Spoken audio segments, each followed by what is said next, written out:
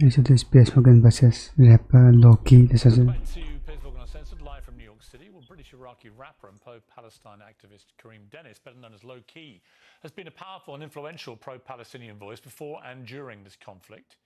The official version of his track was taken off YouTube after the Hamas attacks on October the 7th, 14 years after its initial release. He's been highly critical of what he says is media bias and accused me of taking a pro-Israel slant on this show.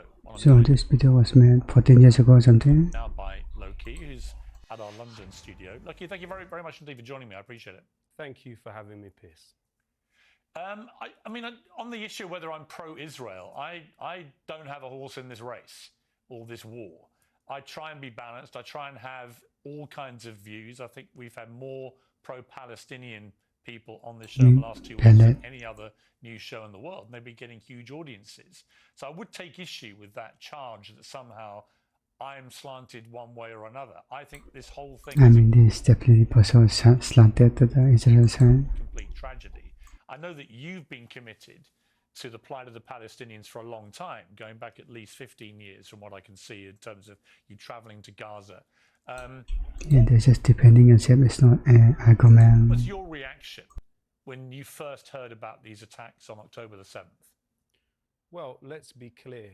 Reading the testimony of survivors of October 7th from Kibbutz Be'eri, like Yasmin Porat, was extremely harrowing.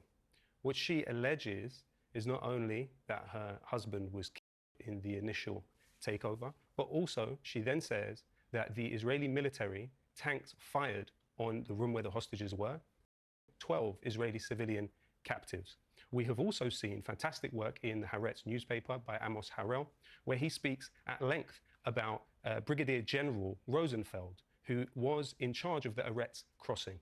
Now, when this military base was taken over, what he says, Amos Harel, in Haaretz, the well-known Israeli newspaper, he says that Rosenfeld, when he realized that the base was overtaken, called in an airstrike. This is in Haaretz. These are not my words. These are the words of Amos Harel. What we then saw is, since October the 7th, 22 Israeli civilian detainees in Gaza by Israeli airstrikes. The Israeli military has something called the Hannibal Directive. The Hannibal Directive was developed in Lebanon in the 80s by the Israelis with the clear understanding that they do not want the other side to take hostages. So, for example, you have the case of Hada Golding in 2014, what Israel called Operation Protective Edge, which killed over 2,200 Palestinians. But when this Israeli soldier was taken captive by the Palestinians, Israel then proceeded to kill everyone, including the civilians in the area around where he was kept and the soldier himself. So what Israel has, unfortunately, is a policy of killing captives. If you look at the case of Gilad Shalit, this was an Israeli soldier. Allow me to finish. Allow me to finish. You can't keep talking. No, I have one last point to make, and I hope that you'll allow me to make it. In the case of Gilad Shalit, just one point, guys. What happened was one Israeli soldier led to 1,000 Palestinian prisoners being released. There is a clear understanding within the Israeli military and political elite that they do not want people to be kidnapped. So therefore, they unfortunately, as history has shown us, and as the directive within the Israeli military shows, they take action to their own captives that have been taken by the other side. Right, let me respond to you. You tweeted on October the 7th, the arrogance to believe you could keep 2 million trapped in an open-air prison indefinitely, ... That appears to have been your only comment about what happened. So just for the record, do you condemn what Hamas did that day? I condemn the general conditions which have created this violence. Every heartbeat, every human heartbeat is sacred to me, and that is what has compelled me. So not that I'm so lost. To work as I have for the last 15 years to save lives, to save lives and stop people it's the wrong question. dying. Answering the wrong questions. We do not have a clear picture of what happened on October 7th because, unfortunately, too much of the media has relied on the Israeli military talking points which are given directly to them. Until neutral observers are able to establish the facts of October 7th, I will not allow he's just a fanatic. The talking points of the Israeli military to become dominant of what happened on that day. Palestinians are subject to war. Collective punishment in Gaza is real. Let me respond. You are the only pro-Palestinian person I've had on the show in 2 weeks who has tried to make out that this just didn't happen. on October the 7th, or No, somehow you are was perpetrated misrepresenting. by You are Israelis. misrepresenting what I am Well, saying. well, I've got two questions. They're very straightforward. Yeah, is it really happened or Do you not? believe that 1,500 people, including 260 people at a music festival, you're a musician? And secondly, do you condemn the people who did it? They're not So, difficult Piers, questions. I would like to quote something that you just said to the former spokesperson for the IDF. This was your exact sentence not long ago. You said it's difficult to tell between combatants and non-combatants. So the implication of what you said was somehow it was understandable that Israel has a Palestinian child every 15 minutes in Gaza. I didn't say that. For the last. No, but What?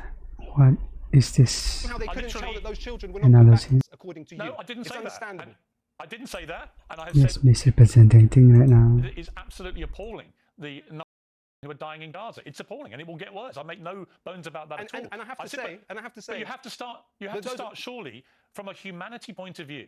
I can absolutely express my horror of Palestinian innocent civilians, as I have done many times over the years. I think it's horrifying.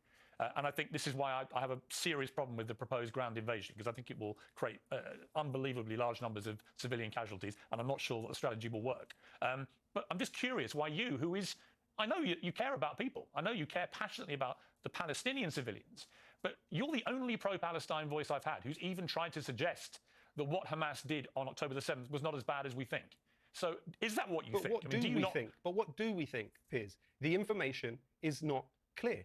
As I've said to you, all human life is sacred. My information is not clear. What? It's sacred. I'm not trying to hide anything. You're trying to hide something. No, with respect, you are definitely trying to dissemble him. I'll explain why. I've given you an opportunity to simply say whether you condemn what Hamas did, which, by the way, they have brazenly boasted about. They posted videos celebrating what they did. There is no doubt about what Hamas did. They want you to know what they did. They want me to know that. They want the world to know. Jewish people in depending, this guy's depending this. And in Israel with impunity. 260 people at a music festival, babies, grandmothers, 200 people. God knows what's happened to them. Now, you can shake your head, but what you can't do is deny that that happened, because Hamas have admitted it brazenly and with great pride. Stated, and secondly, if they've admitted it, do you condemn what they did?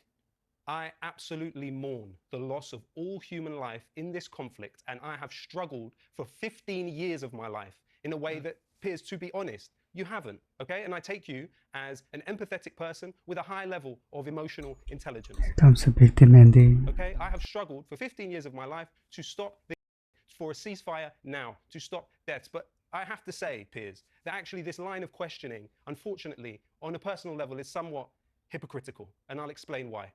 On April 18th, 2022, you said the exact phrase that you feel like Nelson Mandela walking out of prison on the long road to freedom of speech. Today, there is a statue for Nelson Mandela outside Parliament. Now, Human Rights Watch, Amnesty International, Beit Salim, and even the Harvard Law School have said that Israel practices apartheid against the Palestinian people. Do you know what the ANC struggle against apartheid entailed? Are you aware that the ANC are believed to have very unfortunately, horrifically, and terribly taken the lives and civilians in their struggle against apartheid? So, Piers, you seem absolutely content to not only compare yourself to Nelson Mandela, who served 27 years in jail for what they described as at the time, but yet you cannot see what the vast majority of human rights organizations in the world see when they look at the Palestinians. When you look at UN Resolution 194, paragraph 11, the Palestinians have the right to return home.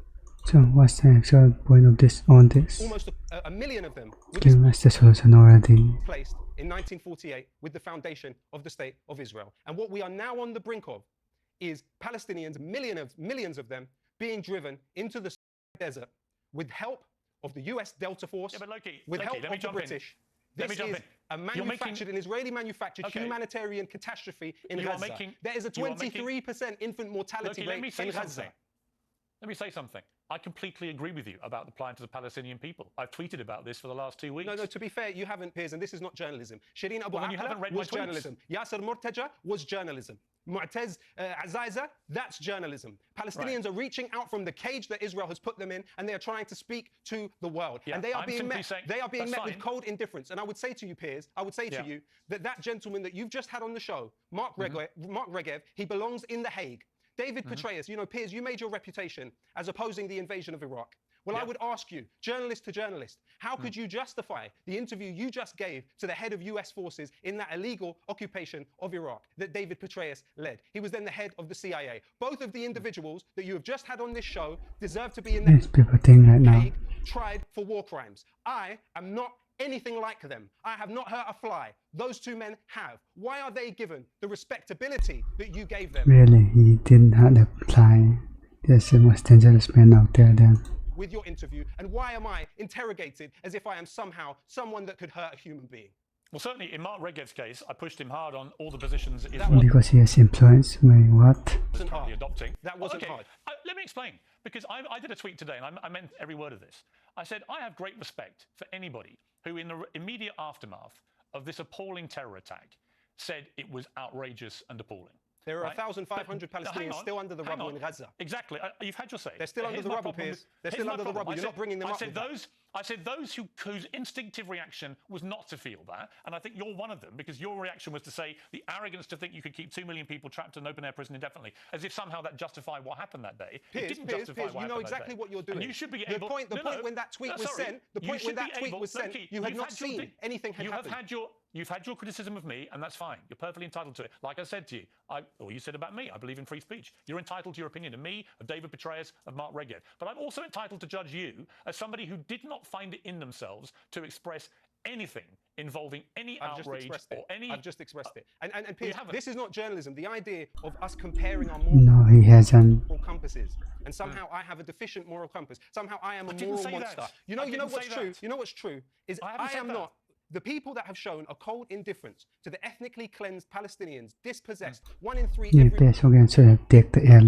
refugee in the world is Palestinian. They are the largest refugee population. Those who have turned a blind eye to their suffering are those that need to be seriously interrogated about their moral compass. And I would ask you before we end the show, I would ask you that I am able to read out the names of the 20 Palestinian journalists that have in Gaza. So I have 2 more guests. So you're censoring me. So you're censoring me. It's 20 journalists. So I'm being censored now. And I'll tell you something else.